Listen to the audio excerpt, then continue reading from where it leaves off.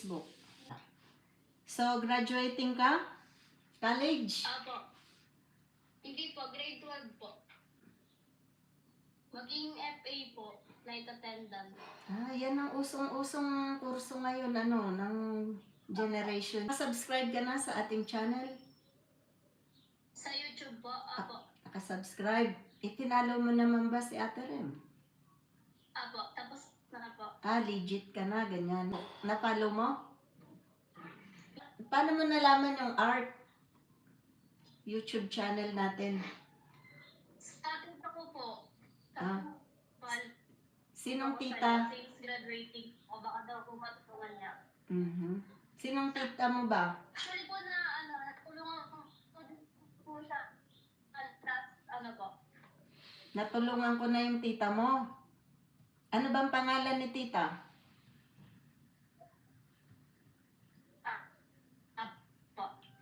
Chappy Anong pangalan? John Tig na po. Tita. Yala. So, saan ka nag-aral? Sa Electron College po. Diyan yan sa Caloocan, syempre. Sa may sa Holy Cross po. Quezon City. Basahin natin yung iyong kwentong kapatid pala, Di ba? Para sa... Hello po, Ate Rem. Good evening po from Philippines. Hello, Philippines. Sana po matulungan niyo po ako. Graduating student po. Need ko lang po ng kahit konting tulong lang para po sa aking graduation fee. Po. Sana po mapansin. Exclamation point. And gusto ko pong sabihin sa inyo na napakabait po ninyo talagang tao at kayo'y kahanga-hanga. Charing, wala yun. Yala. So, yun ang sinabi mo, tama? Ano ba yung mga bayarin na yan? Magkano ba yan? Po kasi graduation fee po, tas may grad ball din po kami. Grad ball? Parang party? Opo. Ganun ba? So, magkano ba yung iniisip mong bayarin? Tinatanong ko lang I'm not saying na ipipay natin yan in cash. Mga po kasi estimated po, 3,000 po.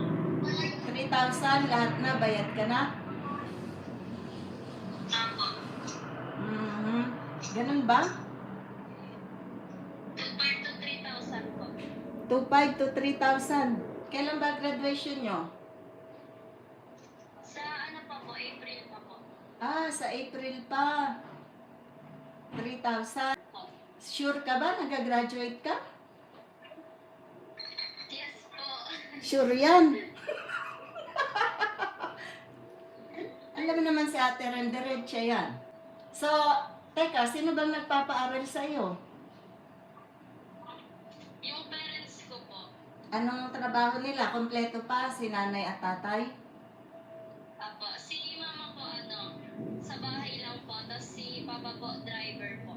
Driver po. Ng motor lang po. Motor po. Yung parang angkas-angkas, ganyan? Apo, dad po. Ilang kayong magkakapatid? 3 po, panganay po ako. Nag-aaral din sila? Apo, nag-aaral po. Ganun ba? Sige. Ibibigay mo sa akin yung GCash details kung kanino natin yan ipapadala. Meron ka ba? Sa ko po, papa ko po. Kay Papa. 5 to 3. 3,000 ang ibibigay ko sa'yo. 3,500 to 4 po. Ha? Bakit nag-adjust? 3,500 to 4 po. Hindi po ayun po sabi ko kanina. Pero okay na po yun, malaking tulong na po yung Yung- 3K. Yung 3,000. Talaga, baka nagkamali ka lang. Sige po, okay na po yung 3K, malaking tulong na po. Pero magkano ba? 4,500? Mga 3,500 to 4 lang po. 3,500 to 4. 4,000 na. Apo.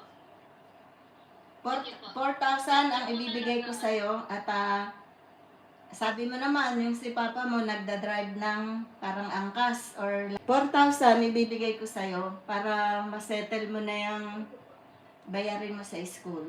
Ha? So, ganun na lamang. At kumusta sa inyong lahat dyan?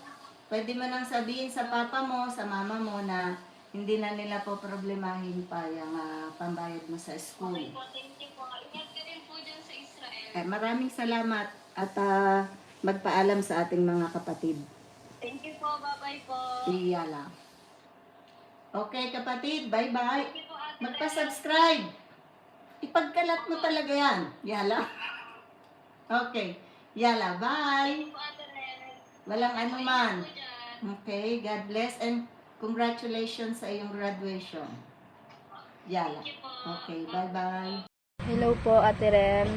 Maraming salamat po sa binigay niyo pong 4K. Nakapagbayad na rin po ako sa school namin ng mga bayadin po. And maraming salamat po talaga. Malaking tulong po iyon. Nakatulong po siya sa akin.